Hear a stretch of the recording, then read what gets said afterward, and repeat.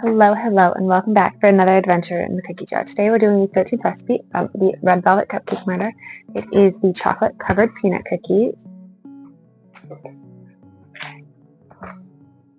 It does look like a quick little cookie recipe, but there are a lot of ingredients, surprisingly. So you are going to bake these right away, put your oven to 350. It does have a note. Mike loves chocolate covered peanuts and he adores these cookies. For those with peanut allergies, use chocolate covered something else and another flavor of chips. I baked these with M&Ms and white chocolate chips and they were delicious. So you're going to want 1 cup of salted butter, 1 small package instant pudding mix vanilla, half a cup of white sugar, half a cup of brown sugar, 1 egg beaten, 1 teaspoon of vanilla extract, 1 teaspoon of baking soda, 1/4 teaspoon of salt, a half teaspoon of ground cinnamon, 1.5 cups all-purpose flour, 1.5 cups quick rolled oats, 1 cup chocolate covered peanuts. I could not find those in just like a bag or something. I ended up getting the Goober candies that are chocolate covered peanuts, but okay. And then you're going to want 1 cup of peanut butter chips, a 6-ounce package. I used Reese's. You can make these cookies by hand, but it's a lot easier with an electric mixer. And then it's just mixing dough, scooping them out, baking them off. So that being said, everything's laid out. Let's get started. These are all of the ingredients for these cookies.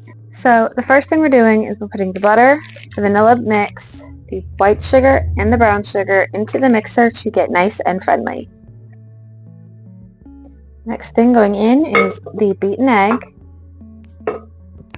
and the vanilla. Alright, the next thing we're doing is the baking soda, the salt, and the cinnamon. Next, we want the flour and the oats, each in half-cup increments.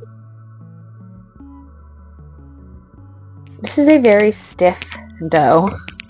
It is hard to work with. My mixer was bogging down.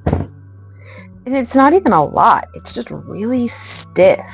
Other than the 1 cup of butter and the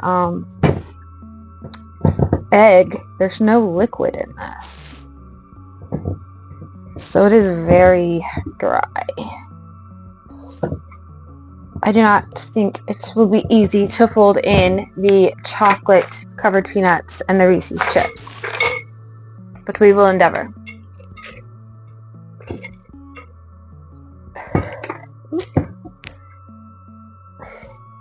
Some runaways.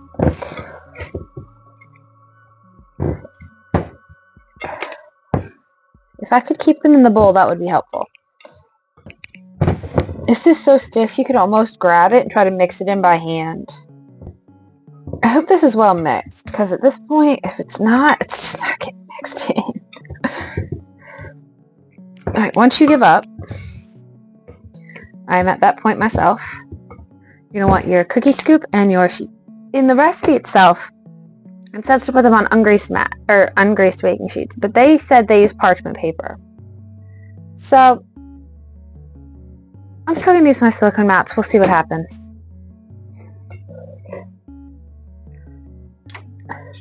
Cookie scoop. And away we go.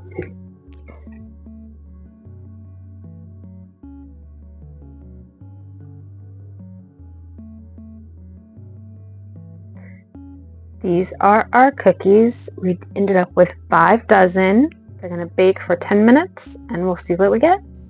This is what we ended up with.